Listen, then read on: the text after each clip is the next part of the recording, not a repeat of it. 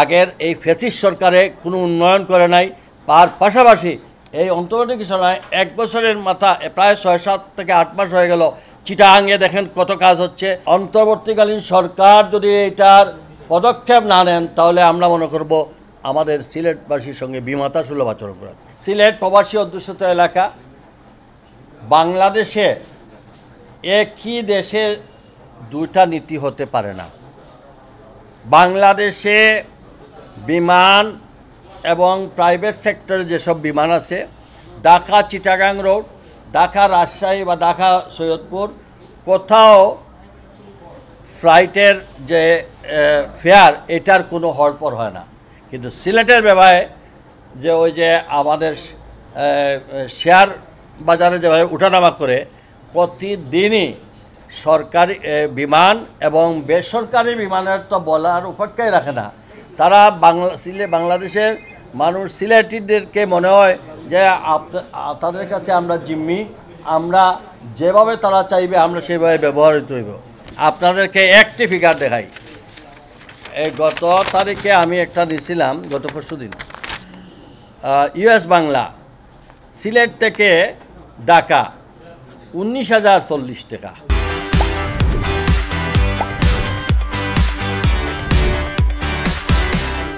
একই ডেটে ননস্টপ, একই ডেটে নবয়ার 21,650 টাকা খালি সিঙ্গুল যাওয়া। ইউএস বাংলা আওয়া হইল 21,860 টাকা। আর আবার ইউএস বাংলা যাওয়া 21,860 টাকা। মানে একই এখন যদি 21,000, 20,000, 19,000, কোনো সময় 11,000, কোনো সময় 6,000, কোনো সময় 9,000, তারা প্রতিদিনই প্রতি মুহূর্তে তাদের রেট।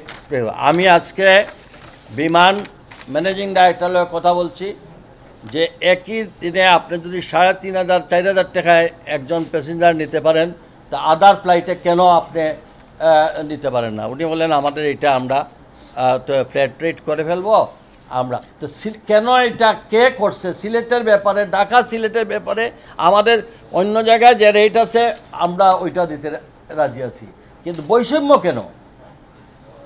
আর সবচেয়ে বড় বৈষম্য করতেছে ইউএস বাংলা, এই যে নবয়ার, এরপরে এইগুলা এদের মানে ব্যক্তি মালিকানাধীন এইটা, কিন্তু সিলেটিদেরকে যেভাবে ইচ্ছা এইভাবে ব্যবহার করা হচ্ছে। অনতিবিলম্বে যদি এটা পরিহার না করা হয় আমরা দুর্বার আন্দোলন করব। এবং তার এই বৈষম্যের জন্য আমি দাবি করছি যে অন্তর্বর্তীকালীন সরকার যদি এটার পদক্ষেপ না নেন তাহলে আমরা মনে করব আমাদের সিলেটবাসীর সঙ্গে বিমাতা সুলভ আচরণ করা।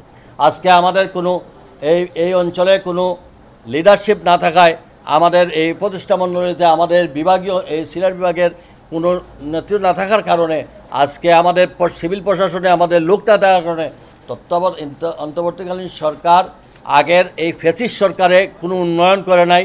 তার পাশাপাশি এই অন্তর্বর্তী সময় 1 বছরের মাথা প্রায় 6-7 থেকে 8 মাস হয়ে গেল চিটাগাঙে দেখেন কত কাজ হচ্ছে। আপনি নোয়াখালীতে দেখেন এক বন্যার সময় মাত্র একবার বন্যা হয়েছে, তাদের প্রজেক্ট কতটা হয়েছে সড়ক জনপদ এবং এলজিডি থেকে করা হয়েছে। আর আমরা গত 10 বছরের 3 ধাপে বন্যা হয়েছে, আমাদের প্রজেক্টগুলো বাতিল করা হয়েছে।